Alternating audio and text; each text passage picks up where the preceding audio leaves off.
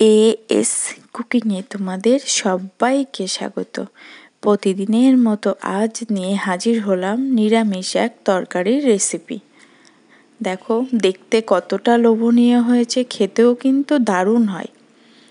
আলু পনিরের কালিয়া। তার জন্য আমি 200 গ্রাম পনির নিলাম। কড়াইতে তেল গরম করে সেই তেলে দিলাম অল্প লবণ আর হলুদ, দিয়ে এবার পনিরগুলো দিয়ে দিলাম। এইভাবে পনির ভাজলে পনিরের ভিতরে লবণ ঢুকে খুব সুন্দর টেস্টি খেতে হয়।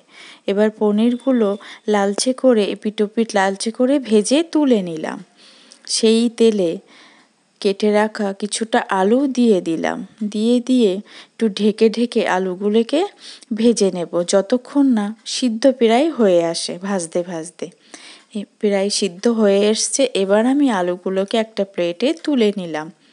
সেই তেলে দেব গোটা গরম মশলা ফোড়ন, দারচিনি, লবঙ্গ আর এলাচ মুখ ফাটিয়ে দেবো অল্প চিনি ফোড়ন। এইভাবে দিলে তরকারি বা কালিয়ার কালারটা দারুণ আসে।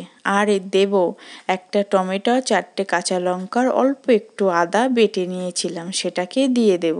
মিক্সিং জারটা ধুয়ে একটু জল দেব আর স্বাদ অনুযায়ী লবণ আর হলুদ দেব, আর দেব লঙ্কার গুঁড়ো। ভিডিওটা সম্পূর্ণ দেখার অনুরোধ রইল। এবার জলটা পুরোপুরি দেখো টেনে এসছে, মশলা থেকে তেল ছাড়ছে, মানে মশলাটা কষানো প্রায় আমার হয়ে এসছে।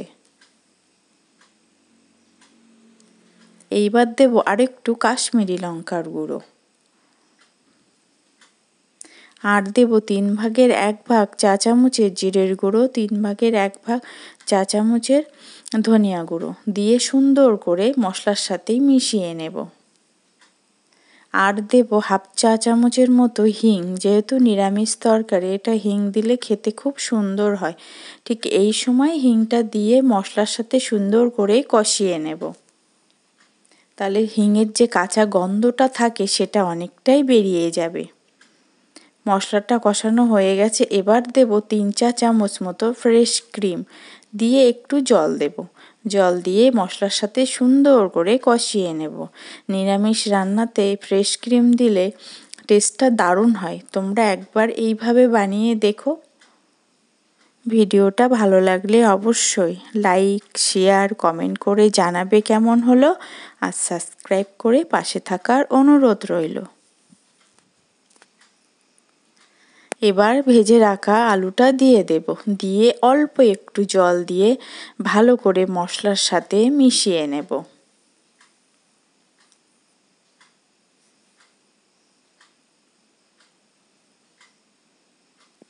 নিরামিষ দিনে যদি পনির এইভাবে রান্না করে খাওয়া যায়, মাছ মাংসের দরকার হয় না, এত সুন্দর খেতে হয়। অল্প জল দিয়ে ভালো করে ঢেকে ঢেকে এটাকে কষিয়ে নেব। দেখো কষানো জলটা পুরো টেনে গেছে। এইবার দেব পরিমাণ মতো গরম জল, যতটা তোমরা ঝোল খাবে সেই অনুপাতে জলটা দেবে। জলটা দিয়ে ভালো করে মিশিয়ে একটু ঢেকে এটাকে রান্না করে নেব।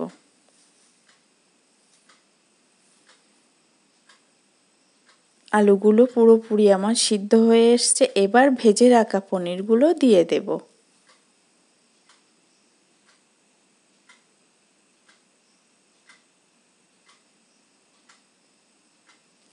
দিয়ে সুন্দর করে একটু মিশিয়ে একটু ফুটিয়ে নেব।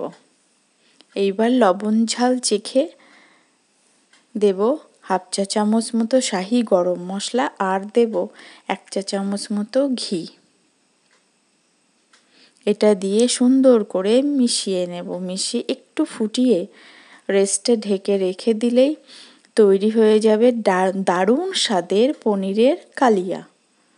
তোমরা এইভাবে অবশ্যই একবার বাড়িতে বানিও দেখো, খেতে না দুর্দান্ত হয়। আর কমেন্টে জানিও কেমন হলো।